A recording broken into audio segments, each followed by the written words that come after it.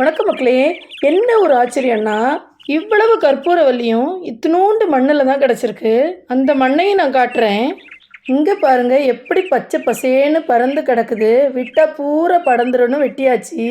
ஒவ்வொரு கொப்பும் ஒரு ஆள் உயரத்துக்கு இருக்குது. இந்த மூலிகை பேர் கற்பூரவல்லி. கொஞ்சம் மண் போதும், ஒரு சின்ன துண்டை ஒடிச்சு வச்சாலே வந்துடும். இங்கே பாருங்கள், இந்த இத்து போன உடஞ்ச தொட்டியில் தான் தூரில் தான் ரொம்ப கொஞ்சம் மண்ணு தான். அதுலேயும் இந்த நித்திய கல்யாணி கூட இடத்த பகிர்ந்துக்கிட்டு தான் இப்படி படந்து கிடக்காங்க. நைட் டியூட்டி முடிஞ்ச பிறகு எனக்கு தொண்டை கொஞ்சம் சரியில்லை தான். அதனால் கற்பூரவல்லி இலையில தான் ஒரு மருந்து செஞ்சு குடிக்க போகிறேன். அதுக்கு இலையை நல்லா கழுகிட்டு கொஞ்சமாக வாட்டணும். நம்ம வாழை இலையை வாட்டுவோம்ல, அதே மாதிரி தான்.